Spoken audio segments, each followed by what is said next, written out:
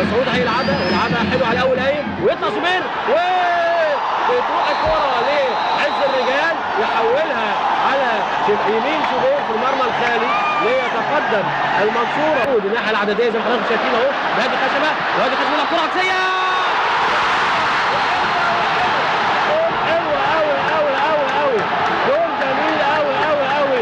جول جميل عمله احمد فيليكس من كره مرفوعه من هادي خشبه ليعلن تعادل النادي. الضربه الركنيه عاليه عاليه. لسه بقول لحضراتكم في منتهى الخطوره وازاي المدرب بتاعه لازم يقول له ماشي وليد وماشي وعاوز يجيب منها ضربه ركنيه ويعدي وعدى وحط الجول وحط الجول وليد صلاح الدين. واحمد شوبير يتسلم كأس مصر واحسن وافضل واسعد لحظه